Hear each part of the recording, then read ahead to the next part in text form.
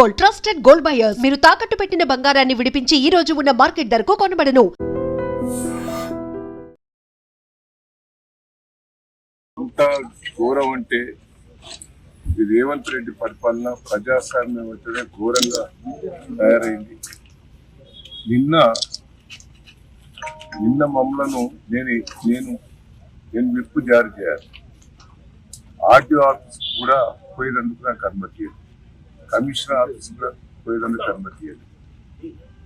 అదే అమెరికాకు సంబంధించిన సిటిజన్షిప్ ఉన్న ఝాన్సీ గారిని ఆర్టీఓ ఆఫీస్ కమిషనర్ ఆఫీస్ మున్సిపాలిటీల వాళ్ళ దగ్గర కూడా పోయి ఒక్కొక్కరికి ₹1 ఇస్తాం, ₹2 ఇస్తాం అంటే మా ఊళ్ళో ఎవరు కూడా అమ్ముకోవాలి.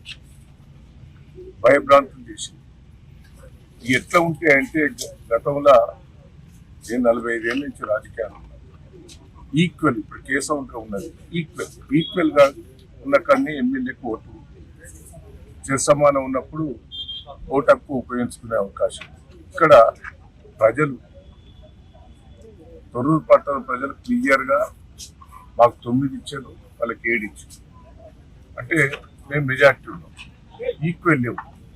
సరే ఎమ్మెల్యే ఓటు ఉపయోగించుకున్నదంటే అది, కానీ ఎంపీ కావ్య గారు వరంగల్లో ఆమె అప్లై చేసుకున్నది, వరంగల్లోనే నాకు ఓటకు కావాలని ఆమె పిటిషన్ పెట్టుకున్నది. ఆ పిటిషన్ ప్రకారంగా ఆమె పిలిచిండ్రు, ప్రమాణ స్వీకారం చేసిండ్రు. ఇక్కడ నీకు ఓటకు కల్పించినామని క్లియర్ గా వాళ్ళకి ఆధారాలతో ఇచ్చినాం. 3 రోజుల బట్టి మేము ప్రయత్నం చేస్తున్నాం. ఆర్డీఓ గారి దగ్గర, కలెక్టర్ దగ్గర, మున్సిపల్ కమిషనర్ దగ్గర. ఏమో ఓటకు ఇక్కడ ఉపయోగించుకున్నదట, దాన్ని ఆధారం ఇవ్వండి అని మా కోర్టు వాళ్ళు అడుగుతున్నారు. 3 రోజుల బట్టి ఆధారాలు కూడా ఇస్తారు. ఇలా ఓటేసి అది ప్రజాస్వామ్యం వేసినాక ఒక్కసారి ఆలోచిస్తారు. జనగంలో ఇద్దరు సమానంగా ఉంటే మా వాళ్ళని గురించి కాంగ్రెస్ పార్టీ సమానం వస్తే ఆడ టాస్ల వాళ్ళకే వచ్చింది. తొర్రూరులో టాస్ల చైర్మన్ వైస్ చైర్మన్ వాళ్ళకే వచ్చింది. అంటే దీంట్లో కూడా మోసం.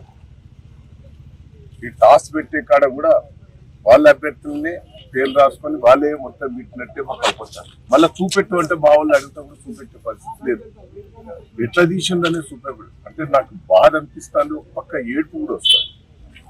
ఏంది ప్రజలు ఇంత మాకు పట్టం కట్టిన తర్వాత ఎందుకు ఇట్లా చేస్తున్నారు ఈ ప్రభుత్వం, మరి అధికారులు ఇట్లా ఎందుకు చేస్తున్నారు? నన్ను ఎందుకు తీసుకొచ్చి ఇక్కడ పోలీస్ స్టేషన్ మా వాళ్ళందరినీ అరెస్ట్ చేసినాడు.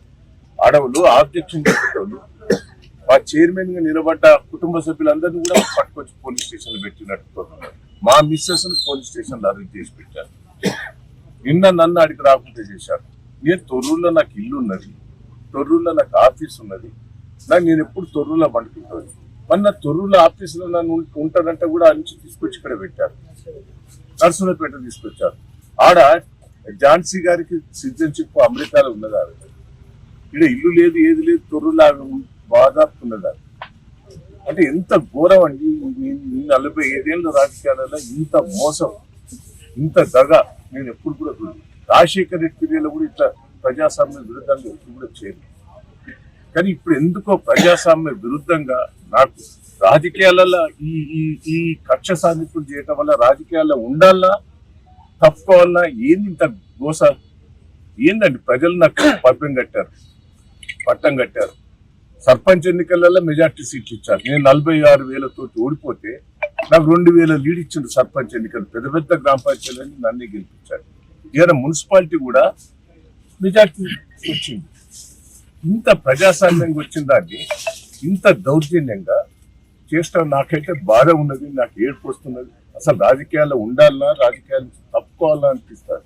నాకైతే ఇంత గోస, ఇంత ప్రజాస్వామ్య విరుద్ధంగా చేస్తుంటే ప్రజలు పాపం సంతోషంగా ఉన్నారు. కార్యకర్తలు కూడా రాత్రింబోలు కష్టపడ్డారండి. మా కార్యకర్తల కష్టం చూస్తే అయితే నాకు బాధ అనిపిస్తారు. ప్రజలైతే కార్యకర్తలు 2 రోజుల బట్టి భోజనం లేకుండా 10,000 మంది కార్యకర్తలు వచ్చి రాత్రి వాళ్ళు కష్టపడ్డారు నా కోసం. నేను ఏం చెప్పాలి, ఏంటైనా చెప్పాలి? ఎట్లా ఇంత విరుద్ధంగా చేస్తా అంటే రాజకీయాలలో నేను ఉండాలా పోవాలా? నాకైతే బాధ ఉంటుంది. దయచేసి ఏంది దౌర్జన్యం? పోలీసు వాళ్ళు కూడా దయచేసి ఇట్లా చేయటం కూడా మంచిది కాదు. కేసీఆర్ చూస్తే ఒక పక్క అభిమానం, దయానంద్ చూస్తే అభిమానం ప్రజలు. కానీ ఇంత అరాచకాలు చూస్తుంటే నాకైతే ఏమన్నా చెప్పండి, నా కార్యకర్తలకు ఏం జవాబు చెప్పుకోవాలి, కార్యకర్తలకు నేను ఏం జవాబు చెప్పాలి? పాపం తెగించి పనిచేసే వీళ్ళు. జై తెలంగాణ. జై తెలంగాణ.